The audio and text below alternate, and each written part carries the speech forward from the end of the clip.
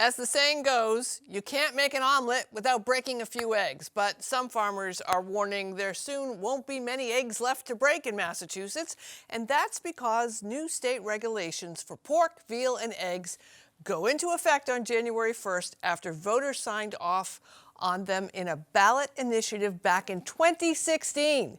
And among the new rules, all eggs sold in the state have to come from hens that have at least 1.5 square feet of space. The goal was to avoid needless animal suffering. But some in the egg industry, and now even many animal rights activists, say the new standards are based on an older way of farming. So if they're not updated, around 90% of the eggs we see in supermarkets today will need to be pulled from the shelves, creating a massive shortage. They're asking the state legislature to adjust the standards before the end of the year, although lawmakers have known about this issue for years and have shown few signs of movement so far, with the two separate bills passed by the House and Senate.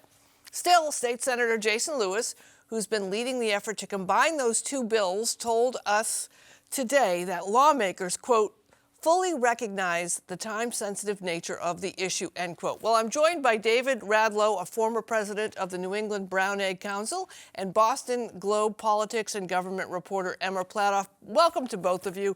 David, I just want to jump right in here. Can you explain to us what the ballot initiative and now law says and why it's a problem for consumers?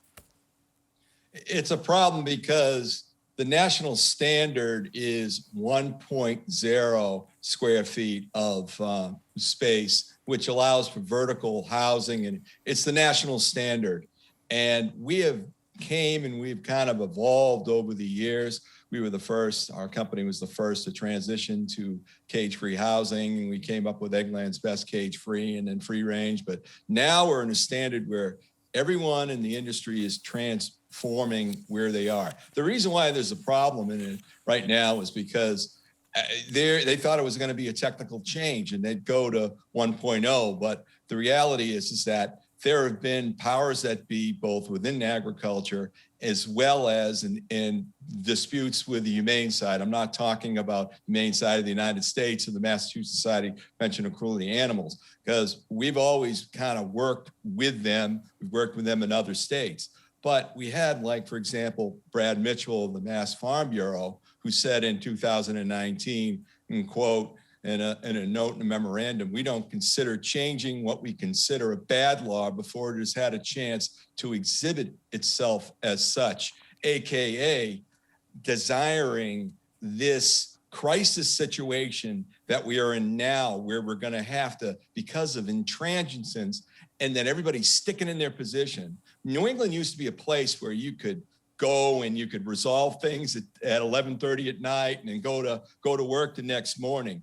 But now, kind of like the national politics has come to Massachusetts, where, you know, even common sense initiatives like this to stop from people, the poor, from getting eggs and having to go across state lines to Providence or for that matter, Nashua or Brattleboro or Albany or Hartford in order to get eggs and then buy everything else with it. It's absolutely crazy. Emma, I want to jump to Emma for a second, David, because Emma, I covered this story in 2016, and everything that David is saying, people said was going to happen. And to me, this is one of those emblematic moments of politics where this is exactly why these referendum questions are both a bad idea and a good idea. Sometimes they're a bad idea because they get laws on the books that somehow can't be actually implemented. We went through this with marijuana. I'm sure we'll go through it with others.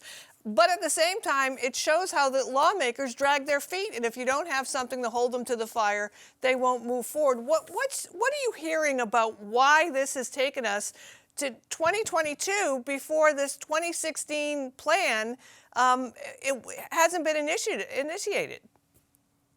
Yeah, it's a great question. And the interesting thing to me is that this is actually an issue that everyone appears to agree on. The egg industry, many animal welfare groups, including the Humane Society of the United States, the Massachusetts House, and the Massachusetts Senate all support a 1.0 square foot standard for hens as long as there's room for vertical motion, as we were talking about before. And the holdup is actually about another animal entirely, which is pigs. Pork was also a subject of the 2016 referendum. And the holdup, the difference between the House bill and the Senate bill, and those are the differences being negotiated right now, and we hope being resolved before the end of the year, is over when the standards for pork should go into effect. So it's actually a whole other animal, pun intended there, if you'll forgive my joke, that's holding up the process here. And it's not unusual that we see this from the Massachusetts legislature. We know that deadlines sometimes come and go without the work getting done in time. And the interesting quirk here, the sort of risk that they're taking is after Thanksgiving until the beginning of the new year, Massachusetts lawmakers are done with their formal sessions and they're in what's called an informal session.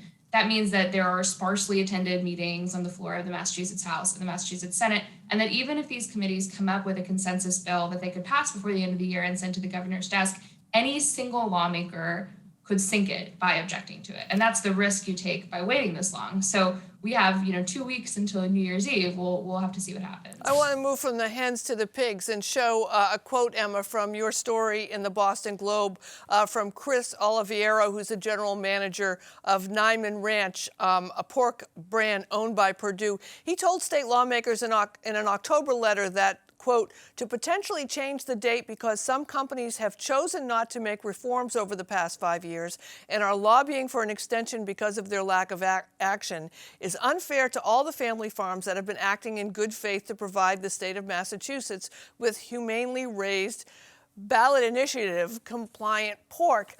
David, what's the feeling in the farm industry here in Massachusetts? I mean, was there also a feeling that some would just wait and see what happened? And what about those surrounding us who may be able to take advantage of our poor planning? Well, yes, there are some that are kind of short-sighted or thinking, gee, maybe I can get $8 to $10 a dozen on eggs. And if I have standards that can meet this, then I can, for a short time, take advantage of it. But I want to be totally direct. We have a supply chain here. And we have a supply chain where when you sell to a distributor, you're looking 7 to 14 days in order to sell the product to get on the shelf. It's not a question of will there be disruption, but just how much disruption. That's the question right now. But the other challenge here too is, and this is typically across the world, lawmakers trying to keep up with changes that are being demanded by the citizens, and sometimes by the time they get to the problem has changed, or the solution has changed, and this seems to be the case. I want to look at what Stephanie Harris, who was the campaign director for the coalition that supported the 2016 ballot question, she's now with the Animal Legal Defense Fund. She told GBH News in June, the way the question was phrased on the ballot had to do with giving animals enough space to stand up, turn around, and lie down, and this legislation furthers that goal. I don't think there's disagreement that it furthers the goal, but has the goal moved? I think those in the egg industry would tell you that the standard has shifted. Massachusetts in 2016 was an early state to be looking at legislation like this to put the question to the voters. And I think it stands to reason. I think the number was about 80% of Massachusetts voters wanted to support an initiative they saw as enforcing higher standards for the treatment of animals. I think that's something that a lot of people in the state really care about. What the industry would say is that they were signing off on a standard that didn't really make sense and doesn't really make sense now. And while it was well-intentioned, while it's a goal that many in the industry and in the animal welfare community share, it's not actually the best way to achieve that goal. And that leaves us in the situation we're in now, where the state legislature has the power to change it so that, they would say it aligns with the intention of what voters backed back in 2016, but it makes a little bit more sense with the specifics of how the industry works now. Governor Baker has also weighed in. I want to show a tweet from Baker yesterday. Everyone is already paying too much at the grocery store, and not addressing this egg supply issue will further drive up costs. I urge lawmakers to reach consensus soon before these rules go into effect in January. David, we talked a lot about this in 2016 around the price of eggs. and it's a low cost for many people on fixed incomes and at the lower end of the economic ladder, and not a luxury item by any means. And this particular constituency and community seems to be, with the supply chains and with the COVID problems, with everything else we have, I mean, we should emphasize that this is a problem that was coming before that and is now made worse because of COVID. They're the ones most likely to bear this burden.